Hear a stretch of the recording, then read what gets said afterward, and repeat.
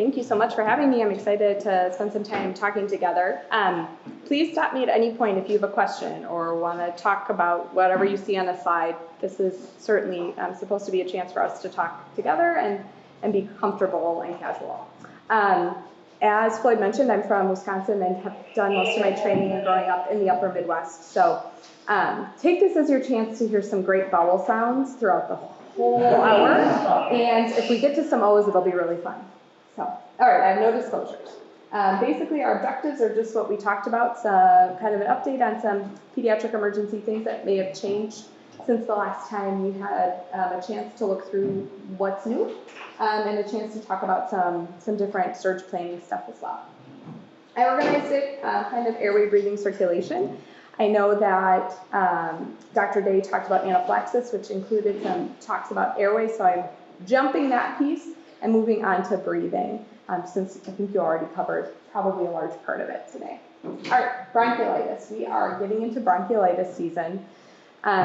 You see a lot of this. We see a ton of this. I'm sure you get a lot of calls out to houses of young children, especially the younger infants who are really having difficulty with breathing and short of air. And bronchiolitis is tough for these babies. One-third of children are going to acquire a virus that causes them to have bronchiolitis in the first 2 years of life. And this accounts for a whopping 250,000 ED visits per year in the US. That's a lot of emergency room visits for just a virus. And it has a really high admission rate. 40% of the kids that come into the emergency department in some instances are going to be admitted to the hospital. So it truly is a concern in these young children. What's frustrating and what's hard is the only really good and effective tool we have to manage bronchiolitis is deep suction. And so, you're going to see these babies come in with tons of mucus. You're going to hear all of these lung sounds. You're going to hear what even sounds like wheezing. But the first step that we take in the emergency room is deep suction. And so suctioning with a 6 French catheter in both nares and in the posterior oral pharynx to try to clear those secretions. Albuterol is kind of a plus or minus in these kids. Some kids respond to albuterol and have a bronchospastic component to the wheezing you're hearing. But for a lot of kids, it's actually more the mucus and the suction that they respond to with that wheezing sound that you hear rather than an albuterol neb or an ipratropium neb. So it's starting, the bronchiolitis season is starting, we're starting to see it. And that first step is to always consider when you're seeing a little baby that you think is bronchiolitis is what can you do to try to help with suction, and then add medicines if you need to or if you can to work on their breathing.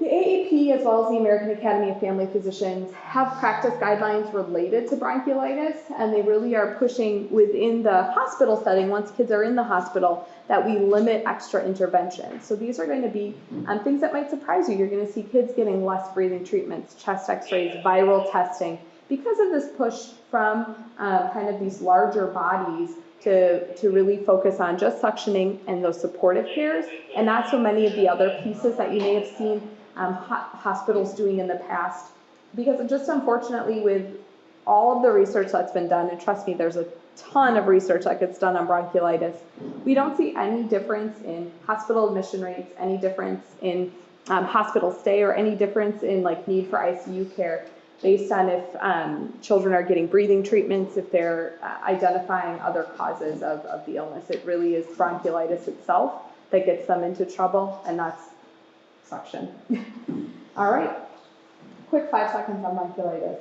We use a bronchiolitis pathway in KCH. This is super busy. If you want our individual pathway, I'm happy to email it to you so you can look at it more easily than on the slide.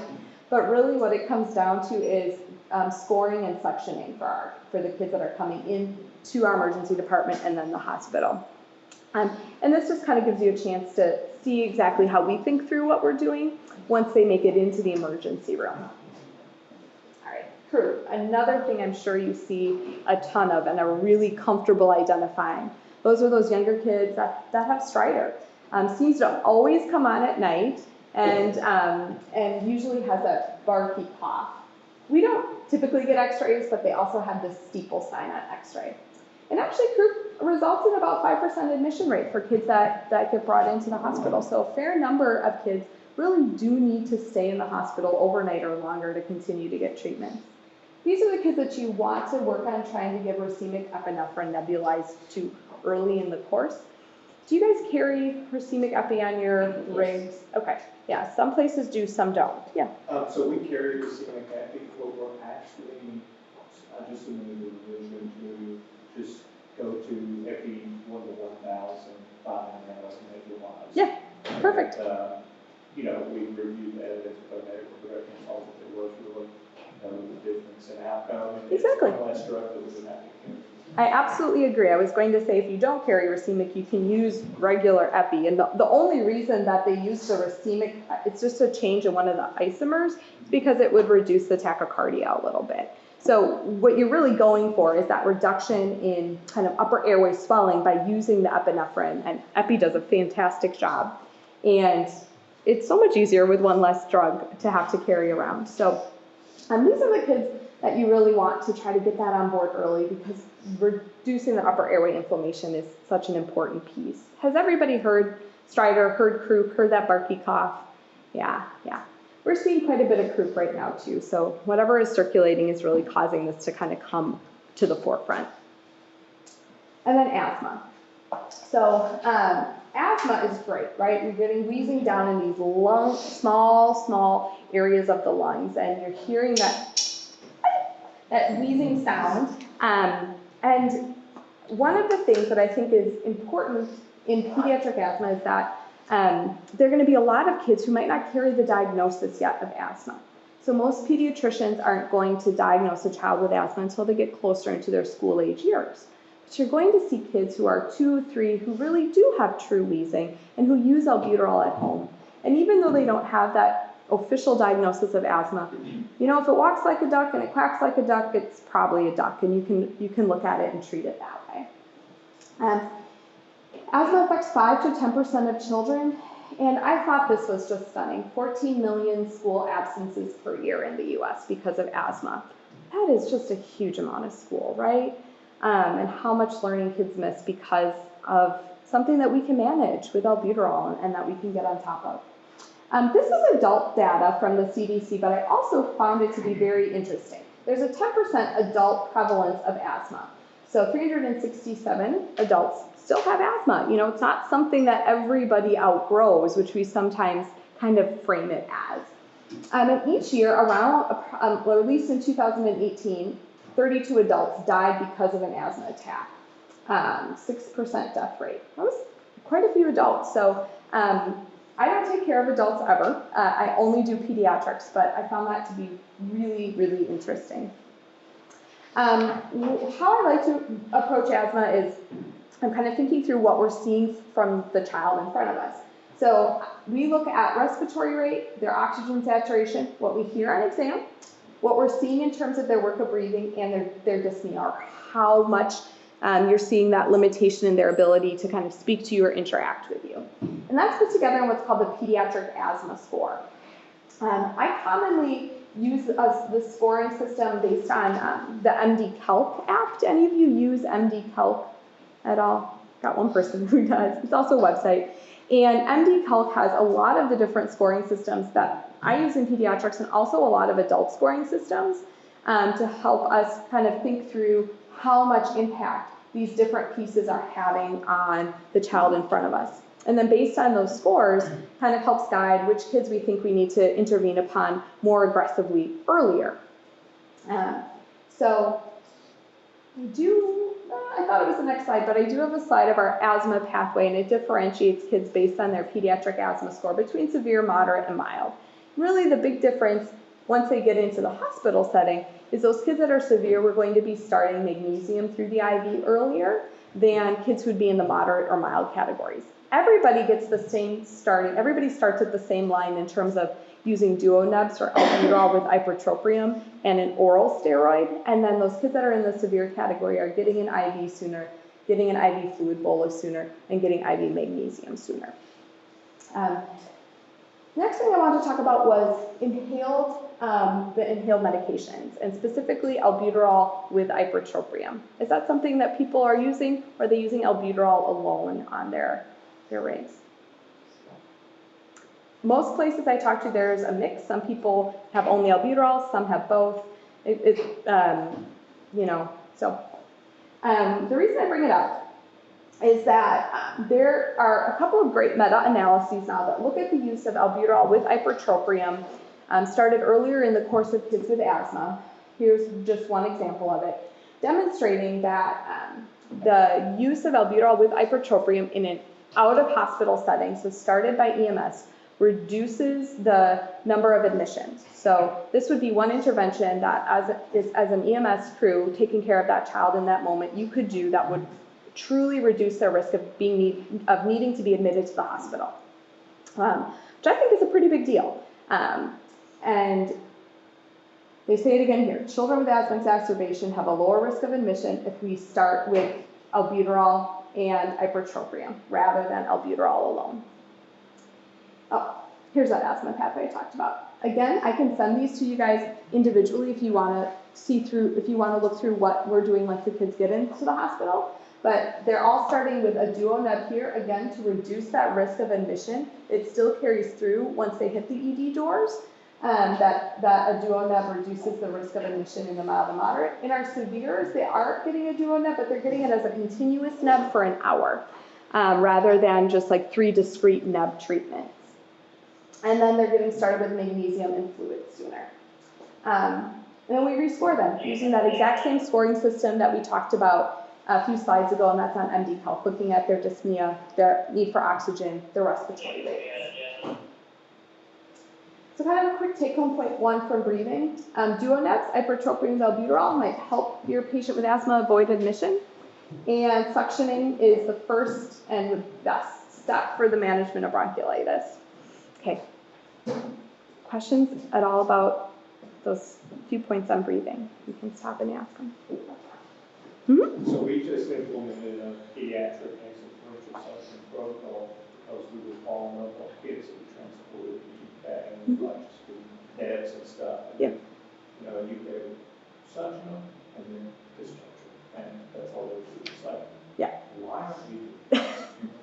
Yeah.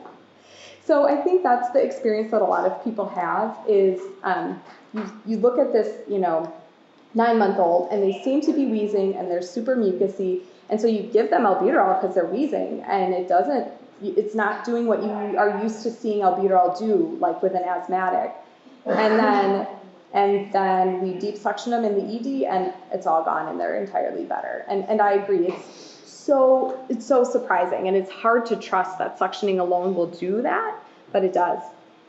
So really what you're seeing is mucus just providing so much of an upper airway obstruction that they can't breathe through it. And the kids are using all these extra muscles to try to breathe through this airway obstruction of mucus. So we have that happen a lot, where kids come in from home, come in from urgent cares, other locations where they obviously at home you don't have wall suction, or other places, and we do that, and they're 100% better. The mucus is usually just in the nasal pharynx. Usually it's just in the nasal pharynx, yeah. Yeah. There are some little kids who really become such mucus monsters that we admit them just so they can get suctioned every hour, because parents can't do that at home. Really? Yeah. Yeah. So it's impressive, right, that you throw a bunch of stuff at them that doesn't work, and then something that seems as basic as suctioning changes everything. Okay, cool. Another topic I feel like you bring us a lot is patients coming in with like a neurologic complaint, specifically things like seizures, as well as head injuries. So I wanted to touch on that as well. How many people have heard of the P-Carn head injury rule? Got a couple of takers. Okay, so P-Carn is a large national organization, or collaborative essentially, of some of the nation's largest pediatric emergency departments. They pool data on the patients that come in through the emergency rooms to create a huge data set that's used for a lot of the pediatric emergency medicine research in the country. And boy, going on almost 10 years ago now, 8 years ago, they looked at kids with head injuries and which kids needed a head CT and which kids didn't. because as you guys see, like there are tons of kids that have these head injuries, seem a little bit off, and the question is, do we need to look for fracture? Do we need to look for hemorrhage? Or are they okay? Are they going to have a concussion alone? Are they going to have nothing? I don't know. And so in an effort to try to avoid scanning all of these kids, they looked through this huge data set to come up with a better sense of what to do.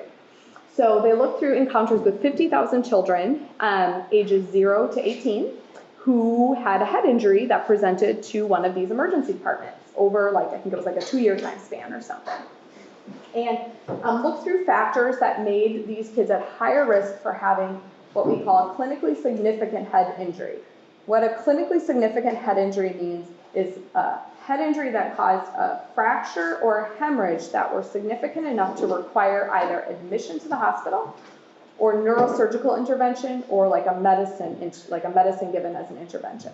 So there are going to be some kids in this group who are going to have non-displaced linear skull fractures who we don't quote unquote care about. Of course we care, but who we're not worried about needing anything more done. You know, if you've got an 18-month-old that has a linear posterior skull fracture, they're going to get discharged from the ED from a fall. They're not going to be admitted. So we're looking at the kids that needed a surgical intervention, hospital admission, something more because of their head injury. Okay?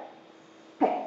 So they were able to look through all of these kids and determine what kind of clinical features put them at risk for having these significant injuries, so that we could work backwards and use those as the clinical features that we would be most concerned about for needing a head CT. And so they broke it into kids 2 and younger, or older than 2, and then worked through what we would be most concerned about. Kids in this red group automatically need a head CT. In this yellow group, you could do a head CT, or you could observe them in the emergency room for 4 to 6 hours. Kids that get all the way down here to green can be discharged home, no need for head CT, no need for observation, okay? So we'll walk through, because I think the slide is projecting a little bit fuzzy, if that's okay. Okay. So the kids 2 and younger, if they have any altered mental status, a GCS that's less than 15, or a palpable skull fracture, they get a head CT. Their risk of a clinically significant head injury is 14%. So those kids have to be CT. The older kids, same thing, altered mental status, GCS less than 15, or signs of a basilar skull fracture. Those kids automatically get a head CT. So that's that first group. These kids have a risk of needing surgical intervention, needing neuro checks, needing something more of about 14%. Okay? In the yellow group, this is where things get a little murky and there's always a little bit of individual interpretation. But this is the head CT versus observation group. In the kids less than 2, if they had a loss of consciousness that lasted longer than 5 seconds. So this could still be an 18-month-old that got knocked out for 2 seconds after a fall. That doesn't count, has to be more than 5 seconds. A non-frontal hematoma, so it's all those little toddlers that fall and bonk their foreheads all the time, perfectly safe. Your forehead is awesome to bonk. They bonk somewhere else, a little more worried. Not acting like themselves. That's always the question that you ask to parents, and it's a little harder when you're bringing a kid in from daycare and parents aren't there. Are they acting like themselves? I don't know. That becomes harder to parse out. And then severe mechanism. Severe mechanism also becomes a little bit to parse out because that's always open to interpretation. Some things that are absolutes would be like a pedestrian versus vehicle rollover, depth within a vehicle, fall from greater than 4 feet for young children, high velocity objects. But it can also be open to other things that the providers deem high risk for a severe mechanism. So if you're in this yellow group, if you have one of these, most providers would just observe you for 3 to 4 hours in the ED, get you some Tylenol and ibuprofen, get you some Zofran, see how you're doing. If you start adding up a few of these, 2 or 3, probably most people would do a head CT. There's no hard and fast rule about how many of these you would need to collect to move into the group who would need a head CT. That's just kind of how each individual provider would approach it. But if you have that toddler that fell forward, hit their head, they have a frontal hematoma, no loss of consciousness, acting fine, wasn't severe, they don't need a head CT, they don't need you to keep them in the emergency department, they can be sent home. Okay. The older kids, the yellow category changes a little bit. They have to have no LOC. So if they even have, I mean, 1 second I probably don't count, but they've got to have a noticeable LOC, history of vomiting, severe headache, or severe mechanism. Mechanism things are all the same, except the fall height is higher now. Because their bodies are bigger, they can fall a little higher. Little kids, you'll notice, are allowed to vomit. You've probably seen this happen, right? Those little toddlers in your rigs who get worked up, cry a ton, and get so much air in their belly from crying that they throw up. Like, that's what we expect a toddler to do. So they're allowed to vomit at least once or twice. They start vomiting more than 2 times, they move into a higher risk category. But our older kids really shouldn't vomit. Once you get over 2, we don't see them have that kind of leaky esophageal sphincter. We don't see them swallowing as much air. So if they vomit, that's concerning. The kids in this yellow group have a risk of a clinically significant head injury of about 1%. So you drop your risk a huge amount just going from here to here. But this group has a risk of 1%, and that's what we're talking about, head CT versus OBS. Still a really small number, right? You have nothing, none of these as an older person, you're a green, you get to go home, we don't need to OBS you. The people in this green category still have a risk of a clinically significant head injury statistically, but their risk is less than 0.5%, so less than half of a percentage point. In this study, all of the kids that fit into the green category, none of those kids died, none of those kids came back and needed ICU care, none of those kids had any clinical deterioration. Those were kids that came back a few days later, got a head CT, and they found out that they had maybe a 1 millimeter or 2 millimeter depressed skull fracture. Still didn't do anything for them, but because it was more than what their inclusion criteria were, they ended up having that percentage. What's interesting, this study was published in the New England Journal of Medicine and in Lancet. What's really interesting about it is that in pediatrics in general, in pediatric emergency medicine, we have very few big studies, very few high-powered studies. This is probably the biggest study done in pediatric emergency medicine. Biggest number of patients, clearest outcomes, and it's also the most sensitive and specific rule that we have in pediatric emergency medicine, meaning that if you trust it, it is almost always right, like 99% of the time. So it is a really powerful tool for us, and why we trust it so much. This also is in MD Calc, so if you use that app and that tool, you can just click on PCAR and head CT, and you can go through these steps on that as well. Okay. However, I will say the PCAR and head CT rule does not predict concussion. So it only predicts fracture or bleeding, doesn't predict concussion. So you might still have a kid who's down here in the green category, doesn't have something that needs a neurosurgeon or a neurologist or a PICU or even a hospitalist, but they still will develop a concussion. And that's sometimes a point where I feel like it's a little bit hard in our communication in the emergency room between myself and a parent, is to say, well, they're fine, they don't need a head CT, but they'll probably get a concussion. And that's true. So kids who are ruled out, like I said, don't have a lower risk of concussion. And any head injury can cause a concussion. That's hard, right? And it always depends on the brain that has had the injury. So if you've had previous concussions, we know you're at increased risk for having that next concussion, having smaller injuries cause concussion again and causing more outcome.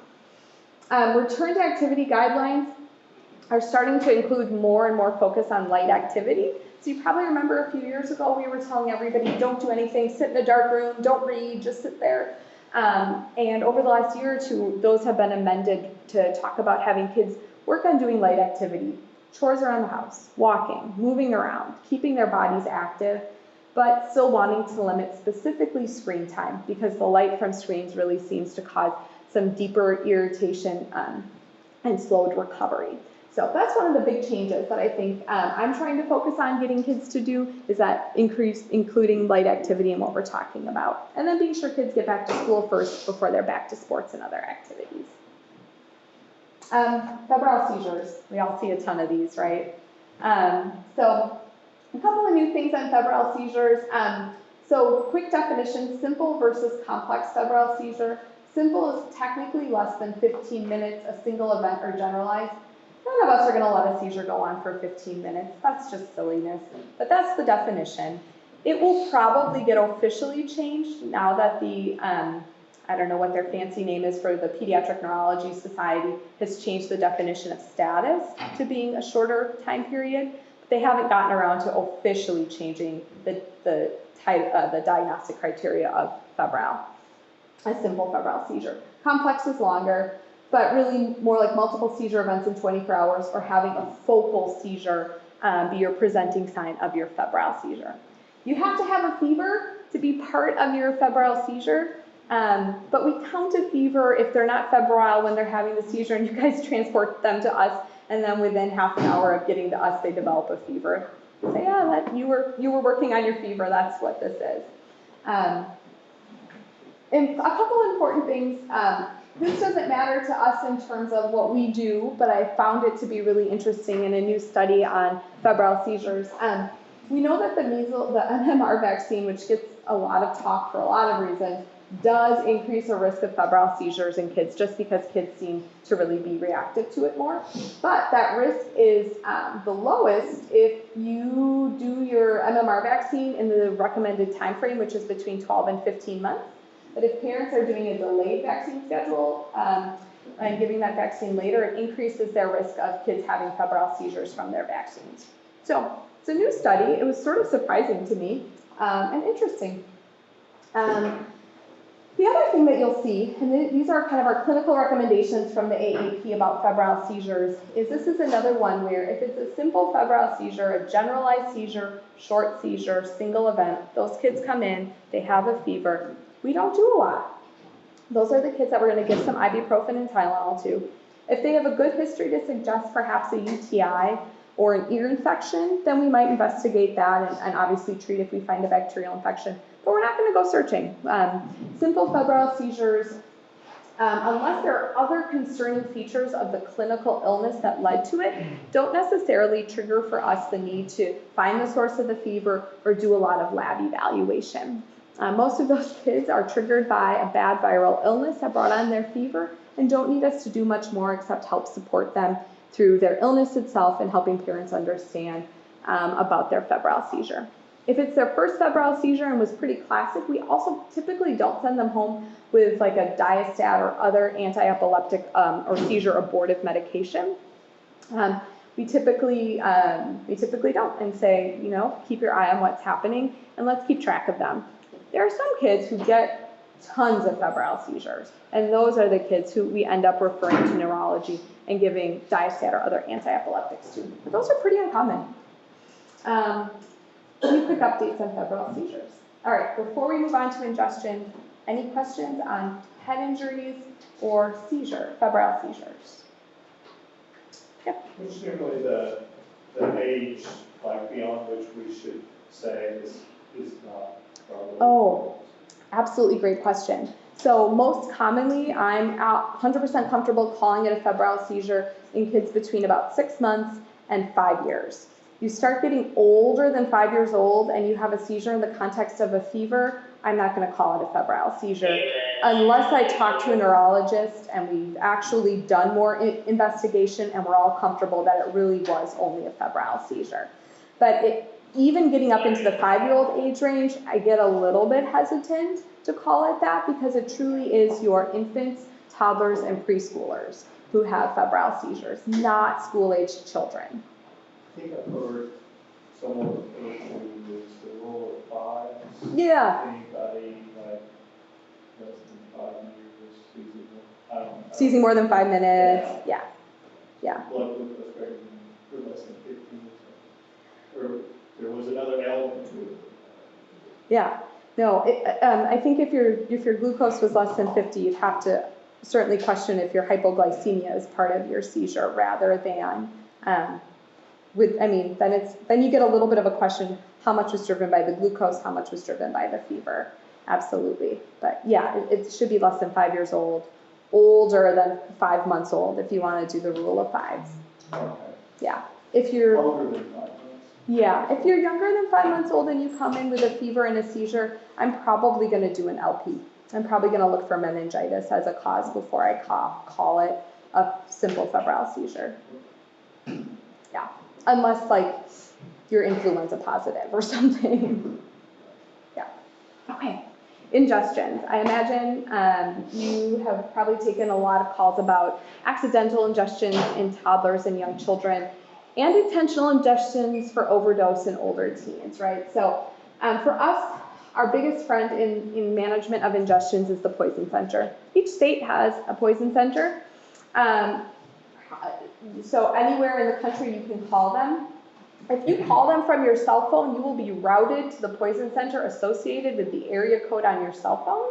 So like the area code of my cell phone is from Wisconsin, so whenever I call, I'm always routed to the Wisconsin Poison Center, and they have to route me back to the Kentucky Poison Center because I'm here now. Just a random fact, if any of you call, that's why that happens.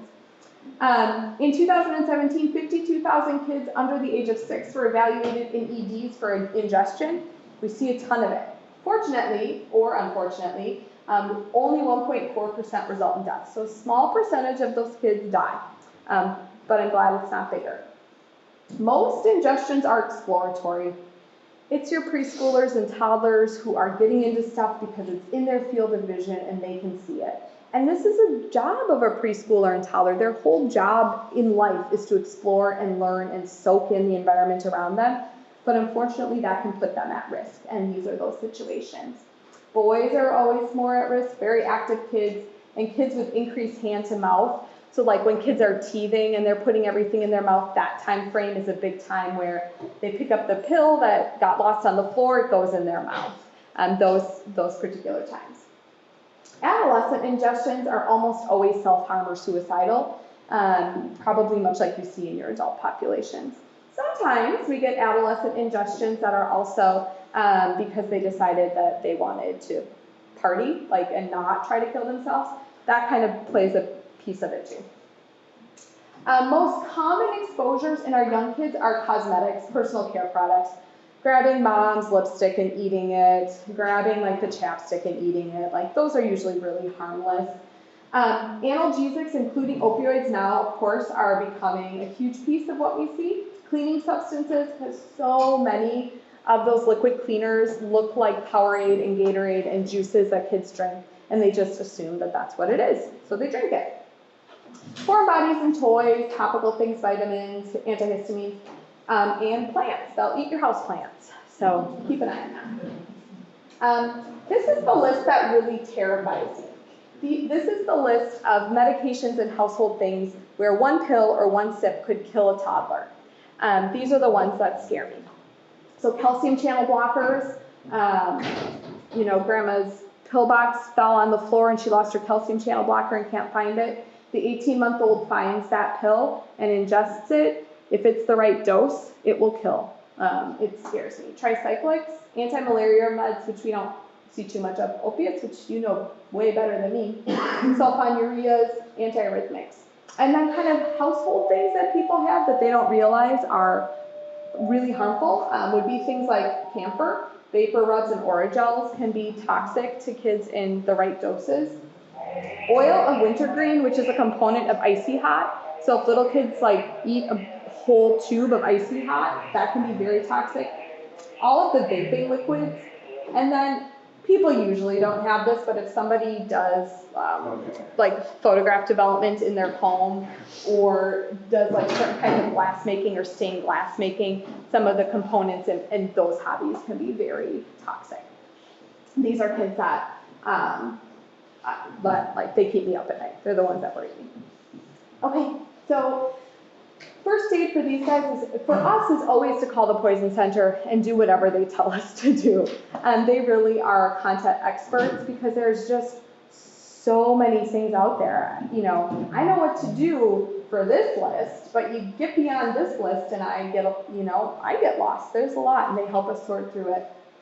Some things that you certainly already likely know, but I think are important to know that I don't want you to worry about in transport is there's no indication anymore for pro-vomiting medicines, all those things that great-grandma used to keep in the medicine cabinet to make you vomit. If you got into something, don't use those. And so we still do sometimes have people come in where they had a bottle of Ipecac and they called grandma first and she told mom to give it, and then they come in and it's just a mess. The kid's vomiting and everybody's angry and it's all.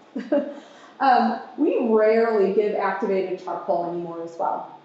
Where I trained in Minnesota, some groups still carried activated charcoal to give in the setting of acute ingestions. Is anybody carrying that around here that you guys know of? You guys do? Yeah, it's almost never indicated.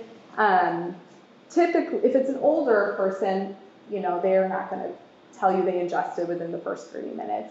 And the younger kids, there are very few indications. Tricyclics are about the only one where the poison center is still asking us to give activated charcoal. But beyond that, I think, I've maybe used it once in the last 2 years. So think about it carefully. And then do not try to neutralize or wash out an ingestion. This used to be popular a few years ago, where there was kind of you knew they took something that could make them acidic, so try to give them bicarb to make them less acidic. It's just not really, certainly in the acute transport phase, anything I'd want you to worry about doing. And not anything that we usually even have to focus on, with the exception of some very specific ingestions, like aspirin ingestion.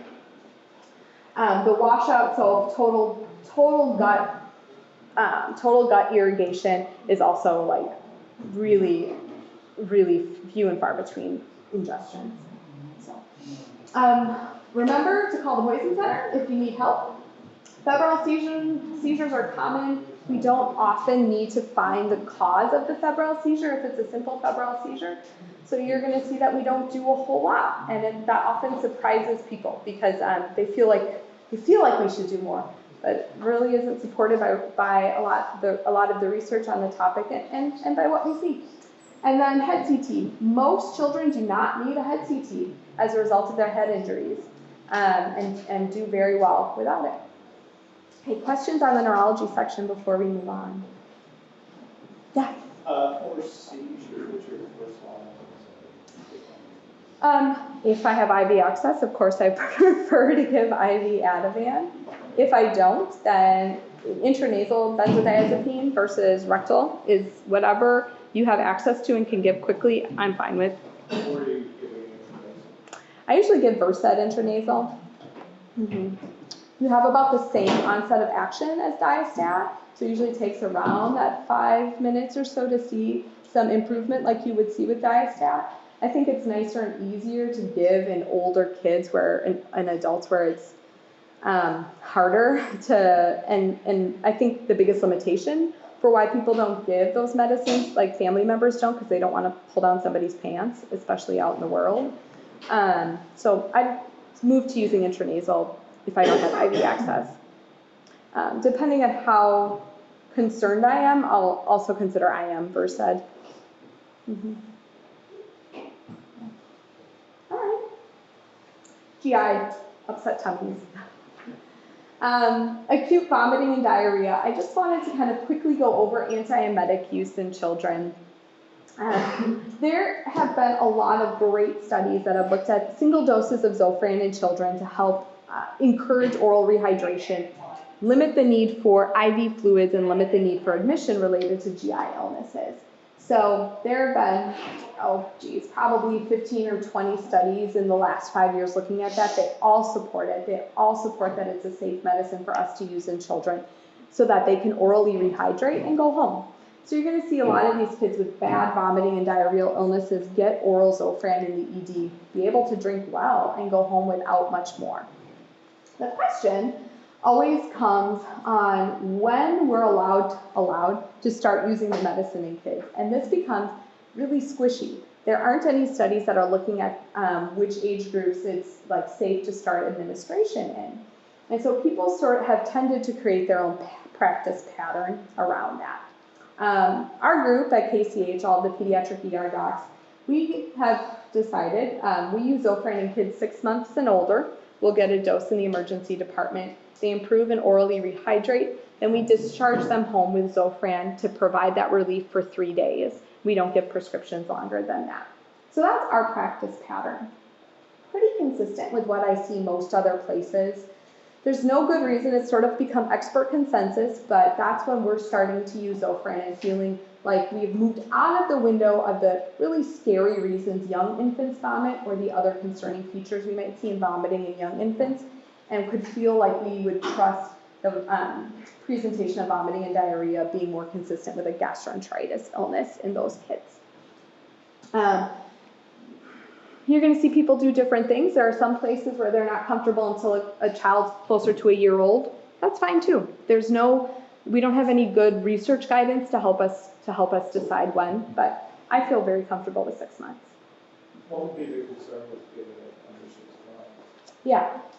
So, in our younger kids, I worry that their vomiting, I want to have a clear idea of what their vomiting is from. So in your little babies, are you masking a pyloric stenosis? Are you masking a volvulus or obstruction? Those are the things I'd worry way more about in the first 2 months of life, and that vomiting to me would be very worrisome.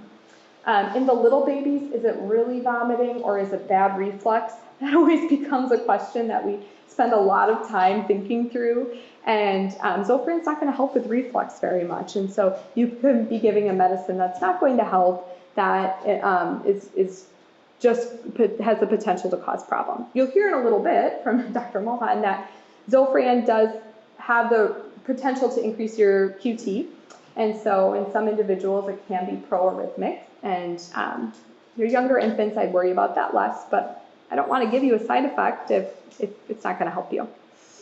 In that next age group, kind of between the 2 and 6 month olds, I think it's probably me being overly cautious or concerned that when these kids have vomiting and diarrhea, they just get dehydrated so much more quickly that it's easy to think you're doing okay, but actually be really behind their hydration status, and they'll be moderately to severely dehydrated and still making tears. And so I'd be more concerned about having one of those kids hanging out in the world with massive electrolyte abnormalities building up because they're trying to keep going with Zofran. Once they kind of hit 6 months old, kids can moderate that a little better, and that's really the risk that I worry about. So, okay. Next quick update would be to appendicitis. You're seeing that when kids come into KCH, we're using ultrasound to diagnose appendicitis. So we've really worked to move away from CTs of the abdomen and diagnosis of appendicitis. It's actually a pretty common reason that we have kids transferred from other local hospitals to KCH. You may have been involved in some of these transports where somebody gets sent over to us from Harrison Memorial or somewhere because they're asking us to do this ultrasound. The trick with the ultrasound for appendicitis is that the accuracy of your ultrasound is really dependent on your ultrasonographer. So if you're in a place that just doesn't do very many of these, you're less likely to be able to identify the appendix and have a diagnostic study. And so that's why these patients are often transferred, because we do so many more of them, our ultrasonographers have much more comfort with it. It's great. It reduces that risk, that radiation risk that we're seeing with CTs of the abdomen, reduces cost. So it's better for a couple of reasons for families to have that done. The other thing that always surprises people, because it's different than that like old-timey version of the doctor sitting in the hospital, that appendectomies now are urgent surgeries, not necessarily emergent. So if you come in and I diagnose you with an appendicitis at 11:30, you'll probably go to the OR the next day around 8 or 9 o'clock for your appendix to be taken out. That always surprises families when we have that conversation, because I think so many people still have the mindset that, you know, I'm diagnosed with appendicitis, I'm going to surgery within an hour to get my appendix out. And that's just not true. That was probably true 20 or 30 years ago, but that really has changed and shifted over the last 10 or 15 years. So not going to the OR in the middle of the night anymore for this. And then this is kind of what's coming in the future. There are a lot of different centers in the US and specifically in the UK who are using antibiotics alone for the treatment of acute uncomplicated appendicitis, and they're having great success with it, getting the appendix settled down enough that it makes clearly the patient less sick, they're not febrile anymore, their stomach doesn't hurt, they're doing well, And then they can plan, if they'd like, to do an interval appendectomy or go back and take the appendix out when it's much less risky, when you don't have as much local inflammation, when the person isn't sick. And in some cases, they don't even need to have their appendix taken out. So it could be a really great kind of future practice pathway for appendicitis. GI foreign bodies. This is another reason why I see a lot of kids get transferred to us and that you've probably been a part of. So any suspected foreign body, we're getting radiographs of the neck, chest, and abdomen looking for something that's radio-opaque. No foreign body, great, you go home. If it's in the stomach or lower GI tract, we usually don't do much about it. If it's a single button battery and they're asymptomatic, we can observe them. But if there are multiple button batteries, magnets, or a really, really long, sharp object, those might be items that we would elect to take out. And by we, I mean our pediatric surgeons. If the foreign body is in the esophagus, if it's round and not sharp, we can observe those kids. Those kids don't need to have it taken out. And that caveat to that is it has to be below the clavicles. If it's above the clavicles, they do go to the operating room to have it endoscopically removed because those kids have an increased risk of the foreign body actually flipping up and over into the airway. So those kids get theirs taken out. Any button battery that's in the esophagus gets removed because those are going to cause a necrotic tissue situation and eat through the esophagus. So those are pretty dangerous and high risk. And then multiple magnets that are in the esophagus are going to get pulled out. So those are kind of the common things that we see. Almost always kids ingest a coin. So it's usually pretty easy and passes on its own. Take home 3, we use Zofran, even in young kids, and we certainly try to do home prescriptions. Probiotics, I didn't touch on this, but they're really only useful in antibiotic-associated diarrhea, so if you've got a gastroenteritis, the research is going to say it's not going to help much with your diarrhea. I still sometimes recommend it because even if it helps a little, maybe that's better because it's just so miserable for parents, and we don't do much in the way of stool testing. Appendicitis is changing, that surprises people. And the GI foreign bodies rarely require intervention. I have a few minutes on readiness before I'm done, but I wanted to see if there are any GI questions. All right, so I've been working on pediatric surge planning and readiness, and this is pretty exciting. There was just a study published in Pediatrics in September 2019 that again demonstrated kids presenting to hospitals that are pediatric ready, that have surge plans, have lower morbidity and mortality rates. That means that if you guys are bringing kids to hospitals that have the equipment for children, that have a plan around a surge of pediatric patients, they're less likely to die or have significant outcomes. So it makes a really big difference that we're working together throughout the state to get more and more emergency rooms on board with having a plan for how to handle a lot of kids if they come in all at once, and how to help take care of those children with the right equipment, the right medicines, the right doses. There is this great EMSC. Are you guys aware of EMSC, EMS for Children? Probably a lot of people have been on their website. I have it right up here. And they have a ton of different collaborative guidelines looking at pre-hospital care for pediatric patients for common illnesses. They've been reviewed by a ton of different pediatric ER docs, EMS crews across the country, nurses, to make sure that they really are both up to date and provide care that would be reasonable and would be appropriate for most crews. So if you're looking for additional resources beyond what you already have, or if you want to kind of check your own resources against what they have as their readiness guidelines, they're all available on their website. They also have some great toolkits related to equipment, related to pediatric care centers, a lot of other really cool things that you can look through. I don't even need to talk about this, but here's Kentucky EMSC. Here's their logo that we use for both. And we've been involved with I've been involved with some disaster planning and surge planning. So this year we're really focusing on what to do to help local hospitals plan for large pediatric surge events. You know, you have an event happen at a school, an event happen at a YMCA, or different things within your community, how those hospitals are going to respond to the influx of pediatric patients, how we're going to help support them and the services of their hospital to get these kids care. So some of these different surge plans they're going to be kind of generally published in December, and then going out locally to each individual region to work through regionally how you're going to plan for those surge events. So I think you'll be seeing more, you'll have more points of contact regarding surge planning and what you're going to do in your region, how you're going to address it. So take home point 4, there are definitely resources available for you to optimize your pediatric care, certainly through the National EMSC group, through Morgan, here in Kentucky, and then you are always welcome to call me, to call our pediatric ER, spend some time, and we're happy to work through things. Here's my email, so if you want to get a hold of me for any of those practice pathways, if you just want to see, you're just curious, I can happily email those to you, or if you have other questions, feel free. So, any other questions? Yeah? Sorry.